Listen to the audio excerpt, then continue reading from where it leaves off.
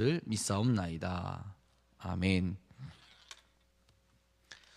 오늘 이 시간 우리에게 주신 하나님의 말씀은 사무엘상 17장 1절에서 11절까지의 말씀입니다.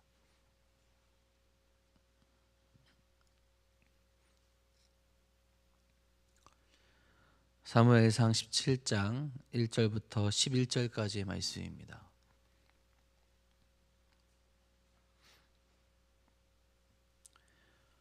오늘 우리에게 주신 하나님의 말씀 다 같이 한 목소리로 받들어 읽도록 하겠습니다.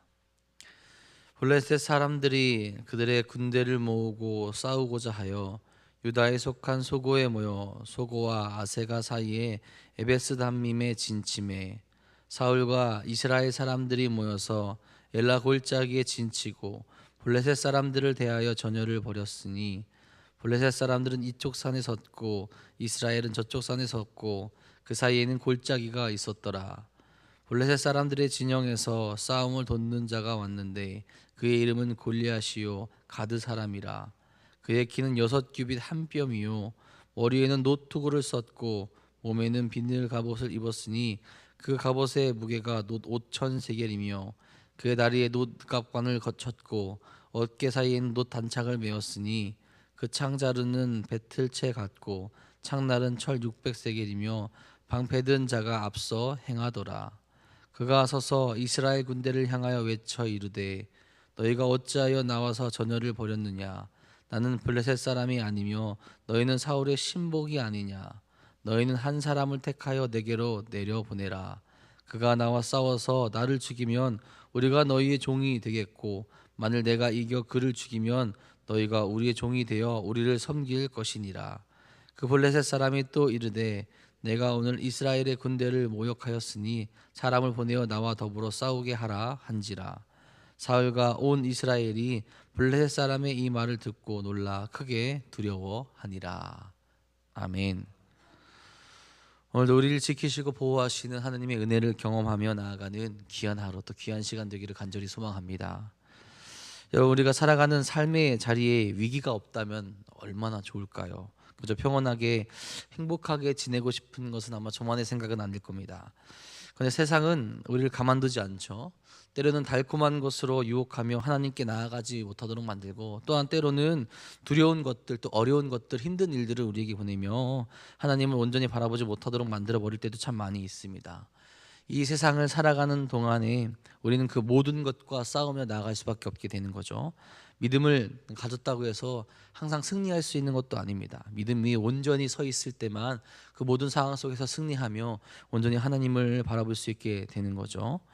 그렇지 않으면 세상은 너무나도 커 보이고 또 우리로서 감당할 수 없는 두려움으로 그 일들이 그 어려움들이 또 그 유혹이 다가오게 되는 겁니다.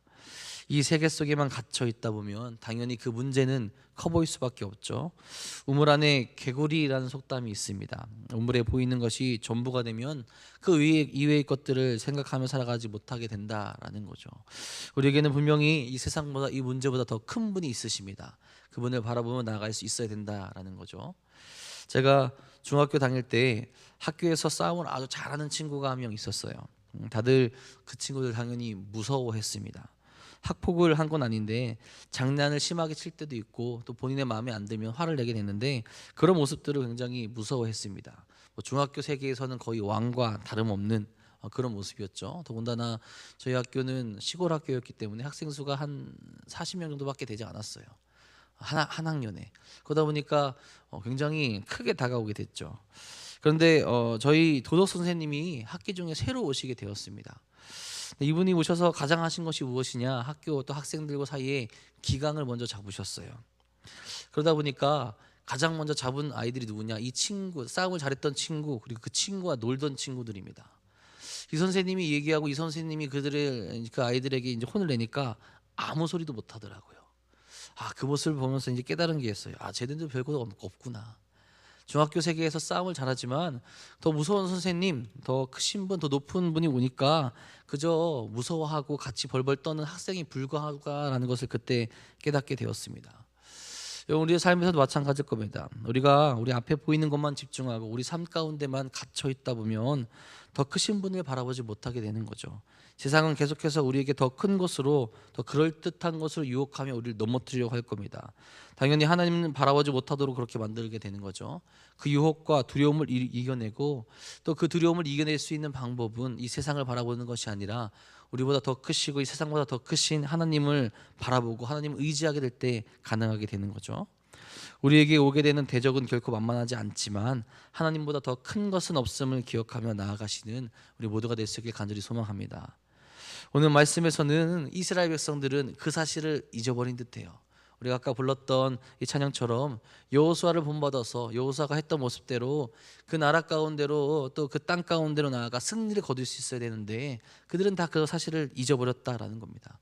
자신들에게 승리를 주신 분이 누구신지, 이 땅을 차지하게 하신 분이 누구신지 깨닫고 그분을 의지하며 그 전투 가운데로, 그 싸움 가운데로 나아가 그들을 물리칠 수 있어야 되는데 그들은 다 잊고 벌벌 떠는 모습을 보여주게 되죠. 블레셋이 이전의 전투에서 패한 이후에 다시 군대를 모으게 됩니다. 에베스 담밈이라는 곳에서 진을 치게 되죠. 그렇게 진을 치기 때문에 이스라엘도 군대를 모아 엘라 골짜기에 진을 치게 됩니다. 그렇게 산을 보고 마주보고 진을 쳤는데 블레셋 쪽에서 한 사람이 걸어 나와서 싸움을 걸게 되죠. 누구냐? 골리앗입니다. 어마어마한 사람들이 그들 앞에 나타나게 됩니다. 그가 나와서 이스라엘을 모욕하게 되죠. 그들을 모욕하는 것은 하나님의 군대를 모욕하는 것이고 또 어떻게 보면 하나님을 모욕하는 것이 됩니다. 그런데 이스라엘 백성들은 어떻게 합니까? 무서워서 벌벌 떱니다. 나아가지 못합니다. 놀라 크게 두려워하였다라고는 말씀에서 나와 있죠. 이런 이스라엘 모습, 과연 어떤 모습이라고 우리가 생각해야 될까요? 이들의 모습을 보면 우리가 오늘 깨달아야 될 것이 분명히 있을 겁니다. 어떤 모습을 깨달아야 할까요? 먼저는 대적의 공격이 항상 있다라는 것을 우리가 깨달아야 됩니다. 더군다나 약해져 있다면 대적은 그 약점을 노리고 더 강하게 공격할 것입니다. 오늘 말씀에서 이스라엘은 블레셋에게 공격받는 장면이 나오게 되는 거죠. 블레셋이 이스라엘을 쳐들어오고 그것을 준비하는 모습이 나타나게 됩니다. 오늘 말씀 1절입니다. 블레셋 사람들이 그들의 군대를 모으고 싸우고자 하여 유다에 속한 소고에 모여 소고와 아세가 사이에 에베스다밈에 진침해. 여러분, 적군이 전쟁을 일으키는 조건 중 가장 중요한 것은 무엇일까요? 공격하려는 대상이 만만할 때입니다. 그렇죠? 나보다 약하고 내가 이길 수 있다라고 생각할 때 자신 있게 싸움을 걸고 그 위로 올라오게 된다라는 거예요. 블레셋은 과거 믹마스라는 곳에서 이스라엘에게 패한 적이 있어요. 그들이 왜 졌습니까? 이스라엘이 어떻게 이길 수 있었습니까? 이스라엘이 강해서 블레셋을 물리치지 않았습니다. 그들의 상황은 여전히 안 좋았고 감히 그들을 이길 수 없는 상황에 있었습니다. 하지만 하나님께서 그때 그들을 도우셨기에 그들이 승리할 수 있었습니다. 그런데 지금 이스라엘의 문제는 무엇이냐? 사울이 하나님의 통치 안에서 행하고 있지 않고 하나님을 따르고 있지 않다라는 겁니다. 하나님의 뜻에서 멀어져 살아가고 있었고 이 전장에서 보면 악령에게 시달리며 살아가고 있다는 것을 우리에게 보여주게 되죠. 당연히 왕이 제대로 행하고 있지 못하고 있는데 나라가 강해질 리가 없습니다. 특별히 하나님의 다스림을 받고 있지 못하는데 하나님의 말씀으로 그들이 똘똘 뭉쳐 있을 수 없다라는 거죠. 전력이 약화되었을 것이고 충분히 블레셋 사람들이 이스라엘 상황을 알 수 있었을 거라는 거죠. 그 약해진 틈을 대적이 놓칠 리가 없다라는 겁니다. 전쟁의 준비를 마치고 이스라엘을 치러 올라오게 된 거죠. 이스라엘도 그에 따라서 전쟁 준비를 했습니다. 블레셋이 맞은편에 진을 치게 됐죠. 상황을 보게 되면 블레셋이 공격하는 모습이고 이스라엘은 방어적인 모습을 취하게 됩니다. 여러분, 이런 모습을 보면서 이스라엘 백성들이 항상 잊지 말아야 될 것이 있었어요. 무엇이냐? 자신들에게 대적이 있다는 것과 자신들이 이 땅을 차지해야 되는 그런 사명이 있다는 것입니다. 그 사실을 깨닫고 그들을 견제하는 것을 넘어서서 하나님이 명령하셨던 그 땅을 차지할 자들로 그들의 모습을 갖추며 늘 그들이 나아갈 수 있었어야 된다는 거예요. 그런데 약해진 그들이 오히려 대적들의 공격을 받게 됩니다. 그리고 그들의 삶과 그들의 터전을 위협받는 상황으로 내몰리게 되었다라는 거죠.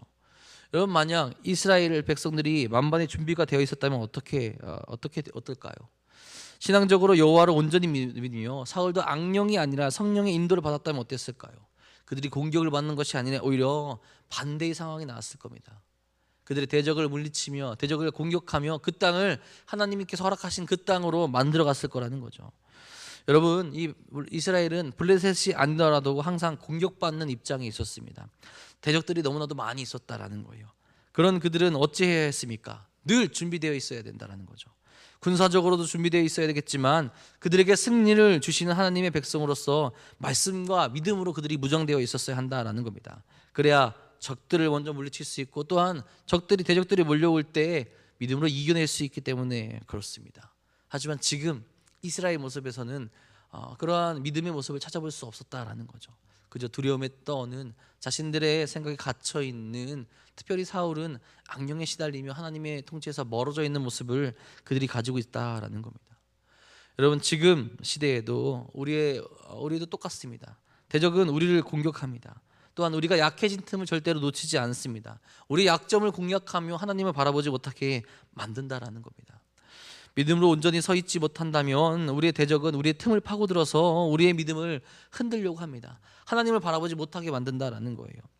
우리가 세상의 복음을 들고 그것을 가지고 나아가서 하나님의 나라로 점령해 나가야 하는데 오히려 우리는 이 대적들의 공격에 방어하게 급급하거나 그들의 공격에 휘말려서 정신을 차리지 못하고 있는 경우가 많다라는 겁니다. 세상이 너무나도 커 보이고 믿음을 지키기 어렵고 우리 앞에 있는 문제가 너무나 커서 하나님을 온전히 바라보지 못하며 그 문제 때문에 두려워 떨며 힘들어하고 넘어져 있을 때가 많다라는 거죠. 여러분, 그때 우리가 가져야 될 모습이 무엇입니까? 하나님을 온전히 바라볼 수 있는 믿음이 우리에게 있어야 됩니다. 세상이 크지 아니하고 이 세상을 창조하시고 이 세상을 주관하신 하나님이 우리를 지키시고 우리를 이끄시고 우리를 승리로 나아가게 하실 것을 믿으며 나아갈 수 있어야 된다는 겁니다. 약점이 아니라 하나님의 믿음으로 우리가 무장되어서 대적의 공격을 물리치고 대적을 물리치며 이 세상 가운데 복음을 들고 나가서 우리가 살아가던 모든 삶의 자리에서 하나님의 나라를 완성해 나가며 그 자리에서 하나님을 높이며 나갈 수 있어야 된다라는 거죠. 믿음으로 굳게 서서 말씀으로 무장하고 대적을 물리치며 세상을 복음으로 물들여길 수 있는 우리가 될 수 있어야 된다라는 겁니다. 이제 우리 앞에 오는 대적에게 무릎 꿇어 넘어지는 것이 아니야, 그들을 물리치고 온전한 믿음으로 나아갈 수 있는 여러분 모두가 되시기를 간절히 소망합니다. 두 번째로는 우리의 대적이 하나님보다 작고 보잘것없는 존재임을 반드시 깨달아야 하는 것을 우리로 깨닫게 합니다. 이스라엘과 블레셋이 진치고 마주보고 있을 때 한 사람이 등장합니다. 누구입니까? 골리앗이라는 사람이죠. 4절부터 7절까지 아주 길게 골리앗에 대해서 설명을 합니다. 블레셋 사람들의 진영에서 싸움을 돕는 자가 왔는데 그의 이름은 골리앗이요 가드 사람이라. 그의 키는 6규빗이요 한 뼘이요 머리에는 녹투구를 썼고 몸에는 비늘 갑옷을 입었으니 그 갑옷의 무게가 놋 5,000세겔이며 그의 다리에는 녹각반을 쳤고 어깨 사이에는 놋 단창을 메었으니 그 창자루는 배틀차 같고 창날은 철 600세겔이며 방패든 자가 앞서 행하더라. 골리앗을 싸움을 돕는 자라 설명을 합니다. 그들의 군대 중에서 가장 뛰어난 용사라는 뜻을 가지고 있습니다. 이 당시 문화권에서는 상대방의 군대의 대표와 싸워서 승리를 결정하는 관습이 있었다라고 해요. 그리고 이 대표로 골리앗이 나오게 된 겁니다. 그 설명만 보더라도 무시무시해 보고 무장을 한 것도 굉장히 그를 강하게 보이게 만듭니다. 키도 지금의 키 센치로 환산하면 290cm 정도 된다라고 합니다. 여러분, 왜 골리앗 사람은 이렇게 설명하고 있을까요? 먼저는 지금 이스라엘 백성들에게 골리앗은 두려운 존재이고 이길 수 없는 존재로 비추어지기 때문입니다. 블레셋의 용사를 이겨낼 수 있는 존재가 지금 이스라엘에게 없다라는 거죠. 문제가 너무 커 보입니다. 그러다 보니 하나님을 의지하며 그 전쟁으로 나아갈 자가 나타나지 못하고 있다라는 거죠. 하나님은 그들을 모욕하며 그 군대를 모욕하며 사울을 모욕하고 자신들의 왕을 모욕하고 있는데 그 누구도 두려움 때문에 그 앞으로 나아가지 못하고 있다라는 겁니다. 두려움이 이스라엘 백성 가운데 자리 잡히게 되면 어떻게 합니까? 아무런 행동도 취하지 못한다라는 거죠. 믿음이 없으므로 그들의 기준은 세상적인 기준이 되어 있게 되어서 그들이 눈에 보이는 그 골리앗이 너무 커 보이게 되고 이미 마음속으로 패배를 확정짓고 아무도 나아가지 못한다라는 거예요. 자, 그리고 골리앗을 이렇게 설명한 이유 중에 하나는 후에 다윗과 대비하기 위해서입니다. 여러분, 앞으로 이제 다윗의 내용이 나오게 될 텐데 다윗이 골리앗 앞으로 어떻게 나아가게 됩니까? 만군의 여호와의 이름으로 나아가게 됩니다. 당연히 골리앗보다 작았을 것이고 무장도 하지 않았죠. 다만 다윗은 분명히 알고 있었습니다. 골리앗이 큰 존재가 아니라 하나님 앞에서는 아무것도 아닌 작고 초라한 존재라는 것을 알고 있었다는 거죠. 그리고 그 믿음으로 나아가게 됐을 때 다윗이 승리를 얻어내지 않습니까? 여러분, 세상은 너무나도 커 보이는 것이 많이 있습니다. 감히 우리가 이겨낼 수 없을 것이라고 지레짐작하고 그러면 살아갈 때도 분명히 있습니다. 그래서 불가능해 보이는 것을 피하거나 두려워하죠. 믿음으로 나아가지 못하게 될 때가 많이 있다는 겁니다. 또한 시도조차 하지 않는다라는 거죠. 그런데 우리가 반드시 알아야 하는 것은 세상의 그 모든 것은 하나님보다 작다라는 거죠. 하나님의 주권 안에 있다라는 겁니다. 작을 수밖에 없죠. 모두 하나님의 손에 있다는 것을 우리가 깨달을 수 있어야 한다는 거죠. 그래야 믿음으로 세상 가운데 나아가고 이 세상을 이기며 하나님의 영광을 나타낼 수 있는 삶을 우리가 살아갈 수 있게 되는 겁니다. 여러분, 무엇이 커 보이십니까? 하나님이 제일 크시고 모든 것이 가능하신 하나님만을 의지할 수 있기를 간절히 소망합니다. 그럼 지금 여러분이 가지고 있는 문제가 당연히 작아 보이게 될 것이고 하나님 앞에서 아무것도 아닌 것이 될 겁니다. 여러분, 그 믿음으로 오늘도 승리의 길로 나아가시는 귀한 하루 되시기를 간절히 소망합니다. 마지막으로 어디서나 우리의 능력이 되신 하나님의 이름을 의지하고 높일 수 있어야 합니다. 용기가 없는 이스라엘 백성들 앞에 어떤 말이 울려 퍼집니까? 그들을 모욕하고 그들을 무시하는 말들이 계속 울려 퍼지게 됩니다. 이 이후에도 40일 동안 골리앗이 나타나지만 다윗이 올 때까지 아무도 그와 싸움을 하지 않는, 전투를 치르지 않는 모습이 나타나게 됩니다. 10절에 또 이야기하게 되죠. 그 블레셋 사람이 또 이르되 내가 오늘 이스라엘의 군대를 모욕하였으니 그 사람을 보내어 나와 더불어 싸우게 하라 한지라. 모욕을 했고 당당하게 소리칩니다. 자신 있습니다. 그 모욕 앞에서 사울과 이스라엘 백성들은 두려워 떨죠. 11절에 말씀합니다. 사울과 온 이스라엘이 블레셋 사람의 이 말을 듣고 놀라 크게 두려워하니라. 두려워서 벌벌 떨 뿐 아무 조치를 취하지 못한다라는 거죠. 골리앗의 말대로 사울과 이스라엘 백성들은 보잘것 없을 수 있습니다. 그러나 그들의 하나님은 능력이 있으신 분이죠. 하나님은 보잘것 없는 분이 아닙니다. 그분을 믿으며 신뢰한다면 골리앗의 외침에 당당히 맞서서 선포할 수 있었어야 된다는 거죠. 두려워서 떨 것이 아니라 아무것도 없을 적에도 승리를 주신 여호와의 이름으로 나아가 승리를 선포할 수 있고 하나님의 높고 위대하심을 그들이 보이며 나아갈 수 있었어야 된다는 거죠.